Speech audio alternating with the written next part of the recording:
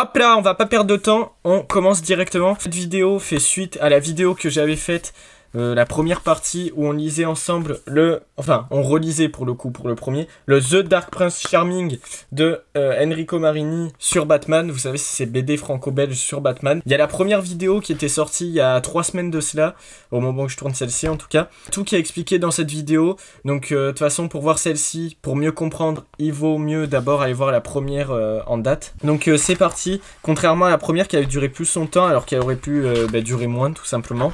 Donc on va lire ensemble. Les contes de fées finissent bien et ceci n'en est pas un, le Joker. Voilà, c'était une réplique qu'il disait du premier. Mes attentes un peu sur ce deuxième tome. J'avais tout dit déjà dans ma première vidéo. Pour faire un petit résumé, je lis le comics, je vous coupe les moments où je dis rien et je suis en pleine lecture, parce que sinon ce sera un petit peu chiant en fait. Mais sinon à part ça, voilà, on le lit ensemble et puis après on décortiquera, on critiquera, on analysera, on en parlera. Donc bref, allez c'est parti. Là j'avais juste lu les 2 premières pages, en fait c'est un petit flashback. Il a marqué un 9 ans auparavant, donc du coup c'est quand il rencontre la serveuse, là comme dans le premier. Ouais, je vous montre un peu des dessins, c'est quand même aussi le but. Que celle qui lui fait tout un scandale là parce qu'apparemment... ils se sont rencontrés, ils ont eu un enfant et tout ensemble. Ah, la gonze, elle a peut-être pas tort, hein, parce qu'au final, on voit qu'il y a quand même eu un petit rencard sympathique là, le soir, qui s'est passé Bruce. Déconne la poteau. Ah non, il y a quand même un truc bizarre. Elle lui a fait boire un verre, moi j'ai peur. Hein. Je méfie pas trop. Hein. Voilà, là. Elle lui a fait boire un verre, elle se barre, elle lui a dit ouais, dans 1 heure je finis, machin. Moi ça sent l'embrouille tout ça. Ah, donc du coup on a toujours notre très cher Batou qui s'en prend un peu tous les criminels de la ville pour essayer de savoir où se trouve le Joker et où est-ce qu'il a kidnappé la petite Alina. C'est même pas des hommes de main du Joker, mais apparemment c'est genre un sort de groupe de tarés qui est hyper fan de lui. Et du coup ils se déguisent un peu en lui, mais c'est leur propre groupe à eux, de motards. Genre c'est... Putain c'est drôle. Non, ils ont quand même bossé pour le Joker, donc... Ok, c'est juste qu'il s'est barré, il a créé son propre gang le mec. Jester Kid. Ah, il a une certaine fibre artistique, le Joker, attention. C'est drôle, ça me fait penser à Bowser dans Super Mario Bros, le film. Tu n'auras qu'à jouer du Buff Stoganov. Eh ben, budin. Lui qui est déprimé, là, le petit clown. Petit homme de main du Joker. C'est comme dans Batman 3 Joker, ou dans le vieux Joker. Pardon, ça, je l'avais pas dit dans la première vidéo, je le redis, après on continue. Il y a, vous savez, à un moment, c'est un des 3 Jokers. Il a avec lui toujours un sort de petit clown, là. Et je pense que c'est en référence à ça, mais... Je sais plus si peut-être qu'il s'appelle pareil. Là dans la BD il s'appelle Archie. Ouais, il vient quand même de dire qu'il a été pas vraiment de sa famille, Maria là. Et à chaque fois il fait que lui dire ouais j'ai été égoïste par rapport à ta fille, à toi et tout. Et là la docteure elle lui demande en mode ouais mais elle a un lien avec vous de famille. Et lui il dit non pas vraiment donc... C'est toujours autant mystérieux, après on n'est qu'au début de l'histoire. Pour ceux qui veulent savoir, le syndrome de Lima c'est quand le kidnappeur tombe amoureux de son otage. C'est l'inverse du syndrome de Stockholm. Au moins... On en apprend tous les jours grâce à Kipo Quiz. Le Joker, il s'est travesti pour aller voir Bruce. Mais alors, tu me fais de l'effet, mon coquin. Putain, mais quel malade. Ça ira, Cindy, sois gentil, il va promener tes bourrelets ailleurs. Le Joker, en tout cas, il sait parler aux femmes. C'est ça qui est beau. J'ai dit qu'on en parlerait après, mais maintenant, vu que j'y suis... Est-ce que, en fait, quand il est en Batman, est-ce que, genre, il n'y a pas une rupture, en fait, pour montrer que tellement qu'il est pris par son rôle de Batman, ben, en fait, de savoir que c'est la fille de Bruce Wayne, il considère que c'est même pas sa propre fille, vu que c'est la fille de Bruce Wayne et pas de Batman. Tellement que, genre, il est à fond dans son rôle de Batman. Il y a peut-être ce côté-là aussi, et c'est un truc qu'on retrouve aussi souvent dans les thématiques de Batman. Ben, déjà, c'est 2 personnalités complètement différentes, mais ça en est tellement 2 de différentes que vraiment quand il est en Batman, il est en Batman. Genre vraiment, il considère pas Bruce Wayne. Et à l'inverse, quand il est en Bruce Wayne, il se considère pas en Batman. Mais vu qu'il est souvent en Batman dans ses histoires, c'est un peu compliqué. C'est peut-être pour jouer sur cette rupture-là, je sais pas.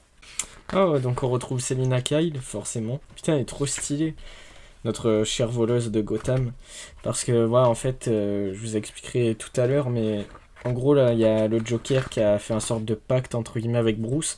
Il veut qu'en fait, il y a une sorte de vente aux enchères pour un bijou qui vaut 50 millions de dollars. Du coup, il veut que Bruce, il achète et qu'il fasse la transaction pour libérer la petite, vu qu'il sait qu'il a une valeur sentimentale, en lui disant que c'est sa petite, mais la petite, elle dit que non, c'est pas son père et tout. Donc c'est très bizarre, on verra ça à la fin, mais voilà. Je me replonge dedans et de toute façon, d'ici peu, on aura fini. Selina, elle vient de dérober le diamant. Bah, c'était sûr, hein. Par contre, j'adore son look. Voilà, je vous remontre, après on arrête, mais son look avec le chapeau, là, bon, ça fait très voleuse de ces années-là, un peu les trucs un peu polar sombre et tout. Ça va bien avec Selina, elle me fait penser, je crois, bah, c'est dans The Dark Knight Rises qu'elle a une tenue à un moment exactement un peu comme ça. Et je pense que ça doit être les inspirations des comics. Je pense qu'il doit souvent y avoir des comics où elle est comme ça. J'avoue que je lis pas forcément de comics où il y a Selina Kyle. Ou alors elle est en Catwoman avec sa tenue, sa combi, bah, comme là qu'on a juste après. Les dessins c'est toujours autant ouf par contre. Ah, j'aime bien cette réplique. N'oublie pas que chauve-souris rime avec souris, que c'est moi le chat. C'est pas trop mal par rapport à Batou, tout ça, Catwoman. Tu connais mon gars? Oui, beau brun. Il est complètement malade. C'est juste là. Putain mais le Joker, mais... J'allais dire quel gros malade, bah c'est le Joker quoi, tout simplement. Recherche d'investigation de la part du joueur français. Ah donc ça y est, le Joker il a recruté sa nouvelle équipe, que des sortes de gros malades là, une sorte d'équipe de mercenaires avec genre des agents russes et tout. Il est là, il dit non, argent d'abord, argent maintenant. Donc qu'est-ce qu'il est badass le Batman de Marigny, vraiment je l'aime trop. Avec les couleurs et tout. J'avais déjà tout dit dans la première vidéo là-dessus, hein, c'est pour ça qu'on parle beaucoup moins durant la lecture. On essaye d'être plus concentré, mais franchement, c'est incroyable. Même les scènes d'action, putain, c'est magistral. Ah, on dirait que non, il sait quand même toujours pas que Bruce Wayne et Batman, c'est la même personne. Parce que là, il dit à Batou, ah, bah, c'est peut-être Bruce qui t'envoie, donc... Bon, après, il peut avoir fait le lien, il y a souvent ça dans les comics, où il dit qu'il le sait clairement, il connaît l'identité secrète de Batman, mais que juste, il veut pas la révéler, ou qu'il en parle pas, parce que il le sait, mais il a pas envie de le savoir, en fait, en soi. Parce qu'il trouve que ça enlèverait du mystère et du charme du coup de Batman en fait. Il a quand même des doutes, il en fait un peu allusion, il doit quand même s'en douter. Putain, il allait quand même lui tirer dessus. Il y a le Joker qui vient de menacer Harley, mais wesh. Parce que en fait, ils se sont embrouillés par rapport au fait qu'il allait tuer la petite. Elle a dit ah non, on tue pas les enfants et tout. Et le Joker lui dit mais oui, débile, c'était fait exprès pour lui faire croire. Et du coup, il s'en prend à elle et il a failli lui tirer dessus. Bon après c'est normal, le Joker dans la plupart des histoires il s'en fout un peu d'Harley Quinn. C'est plus Harley Quinn qui est à fond sur lui et c'est tout le but de leur romance, tout ça vous connaissez. Mais là du coup c'est assez ouf qu'ils partent là-dessus. Et là c'est même Catwoman qui lui a sauvé la vie en fait pour reprendre le bijou. Donc il y a tout en fait... Parce que jusque là on avait presque des intrigues à droite à gauche avec Catwoman qui veut voler le diamant, Batman et Bruce du coup qui retrouvent la petite, Harley Quinn machin et tout. Et là c'est comme s'il y avait un peu tout qui s'encadrait du coup donc tout reprend forme parce que là en même temps on est vers la fin. Oh, la transition. J'aime bien quand ils font aussi des jeux comme ça, en termes de mise en page, mise en scène, vous appelez ça comme vous voulez. Mais voilà, par exemple, là, c'est exactement les mêmes positions que là, du coup, quand ils se retrouvent, il y a le côté... Il y a pareil dans Killing Joke, quand ils jouent sur le côté gaufrier avec les transitions, où t'as un peu le truc de boucle. Genre, des personnages vont être dans une position, et sur une autre scène, ils vont être dans la même position, mais à un autre moment, et là, ils refont ça. Donc c'est plutôt cool. Là, l'histoire vient de se...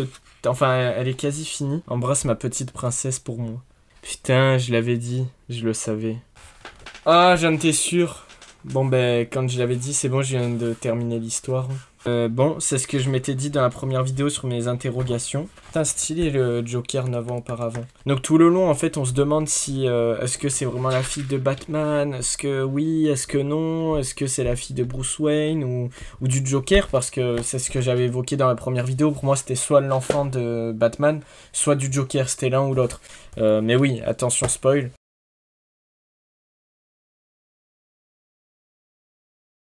C'est bel et bien la fille du Joker au final.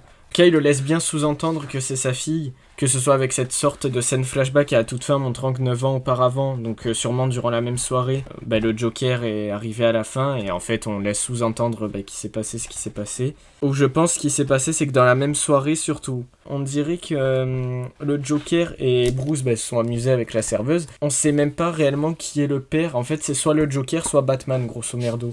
Parce qu'on dirait que les deux, ils ont fait des choses avec la serveuse et que, vu que c'était dans la même soirée, on sait pas exactement. Bon, vu sur quoi se finit le tome, je pense que c'est vraiment le Joker qui est mis à l'œuvre, donc je pense que c'est sous-entendu que c'est vraiment le Joker. De toute façon, en fait, dans tous les cas, ça reste leur enfant à l'un et à l'autre, parce qu'à la fin, Bruce adopte l'enfant.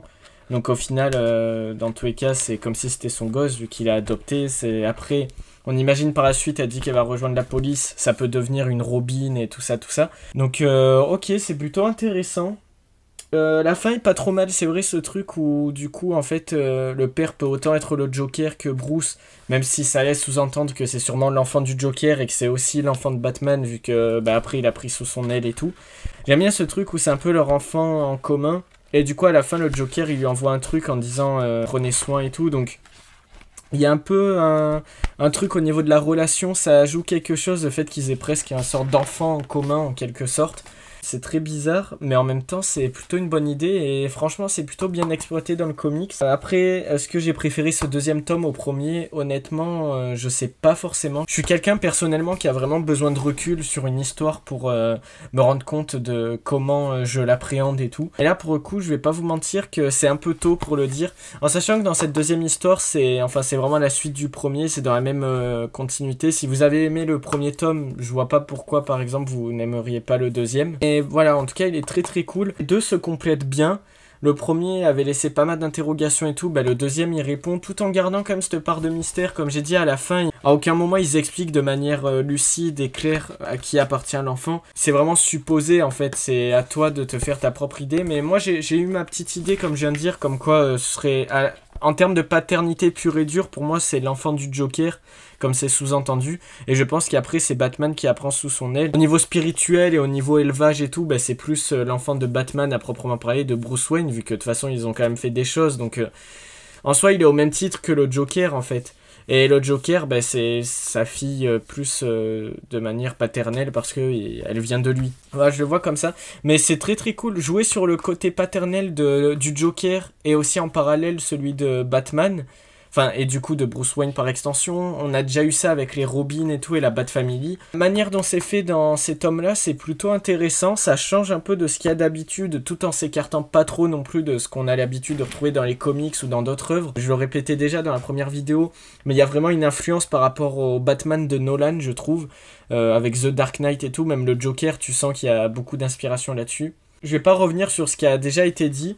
En tout cas, très très bonne surprise. Le premier tome m'avait quand même peut-être plus laissé, j'allais dire, sur ma faim. En même temps, c'était le but. Là, pour le coup, on a conclu l'histoire, on l'a fini. Donc, une fois qu'on finit, ben, on se dit toujours en mode, bon, ben voilà, c'est terminé. Et non, franchement, c'est une bonne suite. C'est très agréable à lire, c'est très très cool. Les scènes d'action sont toujours autant cool et tout. Mais je trouve que là, c'est vraiment la conclusion. Là où dans le premier, je trouvais qu'il se passait peut-être plus de choses. En tout cas, j'ai l'impression que c'était un peu plus complet à ce niveau-là. Le 2, c'est vraiment la conclusion. Tu sens que c'est juste sa dernière petite ligne droite. Donc j'ai l'impression il se passe un peu moins de choses. Mais c'est quand même toujours autant intéressant et c'est toujours aussi bien mené comme on a vu en termes de dessin, d'action et d'histoire ou même de mise en page, mise en scène, tout ça. Donc transition, les dessins, enfin c'est... encadrage, enfin non franchement c'est vraiment super. Donc écoutez, n'hésitez pas à les lire, voilà, je vous les recommande, que ce soit le premier tome ou le deuxième. Et j'espère que ça vous aura plu, du coup on va finir là-dessus. Moi en tout cas ça m'a plu, je suis agréablement surpris encore une fois. Et voilà, donc n'hésitez pas à vous abonner, à liker, à commenter, partager, tout ça. Pour de prochaines vidéos dans ce concept-là. C'est aussi une première pour moi, voir comment appréhender ce concept. Donc moi je l'ai fait avec les Batman de Marini. On verra si je continue avec d'autres tomes. Donc voilà, en voyant si la vidéo, si le concept prend toujours autant bien en vidéo. Donc voilà, c'était tout pour moi. Prenez soin de vous. Allez, ciao!